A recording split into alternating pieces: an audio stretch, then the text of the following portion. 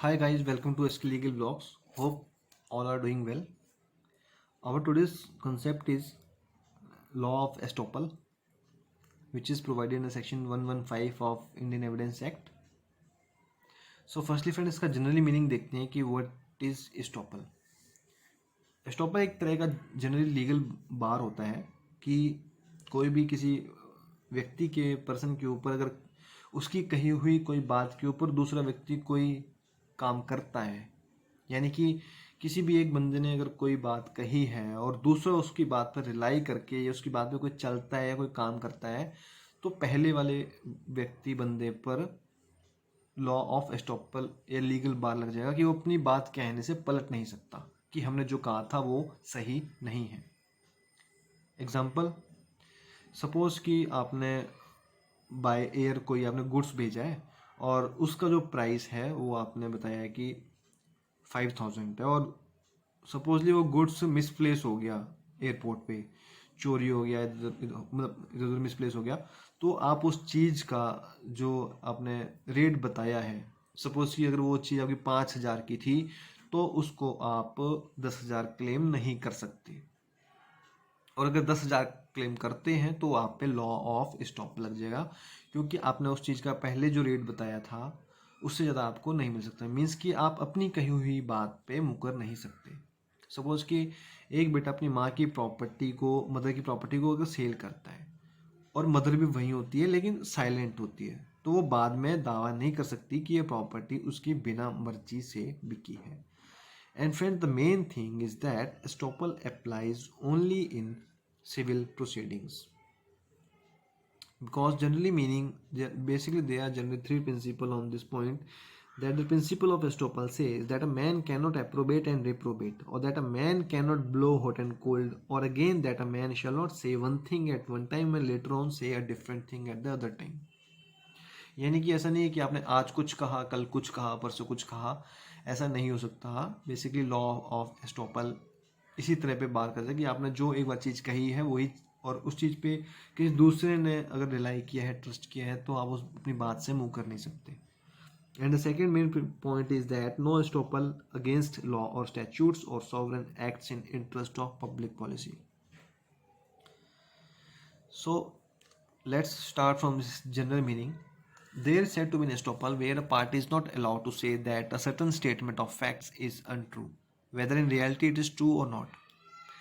Estoppel or conclusion, as it is frequently called by the elder authorities, may therefore be defined as a disability whereby a party is precluded from alleging or proving legal proceedings that a fact is otherwise than it has been made to appear by the matter giving rise to that disability. For example, where a tenant having only non-transferable interest in a holding sells it alleging that he has a transferable rights in it, he cannot be allowed afterwards to say that he had no transferable interest in the property.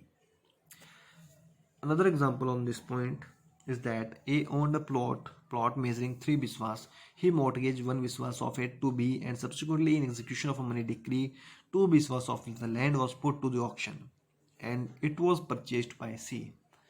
The mortgagee B accepted a part of sale consideration towards his mortgage money, giving out by this conduct of his that the area mortgaged to him was also sold. Afterwards, B sued C for the sale of 1 Viswa under his mortgage, and it was held that he was stopped by his own conduct on the basis of this principle. So, let's we see what the general definition of law of estoppel says. Where a person by his words or conduct willfully causes another to believe the existence of a certain state of things and induces him to act on that belief so as to alter his own previous position, the former is concluded from erring against the latter. A different state of things existing at the same time, this doctrine precludes a person from denying the truth of some statement previously made by himself. No cause of action arises upon estoppels itself. For example, A intentionally and falsely leads B to believe that certain lands belongs to A and thereby induces B to buy and pay for it. The land afterwards becomes the property of A. A basically seeks to set aside the sale on the ground that at the time of the sale he had no title. A must not be allowed to prove his want to be a title. So following are the essentials of estoppel, which these things must be fulfilled. Firstly, there must be some representation. The representation in order to form the basis of an estoppel may be made either by statement or by conduct, and conduct includes negligence. Certain general propositions are, however, applicable whatever manner the presentations may be made. Secondly, it must be made with the intention of being acted upon. It is not necessary that the representation should be false to the knowledge of the party making it, provided that it is intended to be acted upon in the manner in which it was acted upon, or the person who makes it so conducts himself that a reasonable man would take the representation to be true and believe that it was meant that he should act upon it in that manner. Third main essentials and the last essentials on this law of estoppel is that the representation must have acted upon. To invoke the benefit of estoppels, it has to be proved that the representation has been acted upon, and estoppel can arise only if a party to proceedings has altered his position on the faith of a representation or promise made by another. Now the following are the kinds of estoppel. Estoppel are of mainly 7 kinds. That is by record. Firstly, that is arising from a judgment. Secondly, by deed. Third, by conduct. Fourth, by equitable estoppels. Fifth is estoppel by negligence.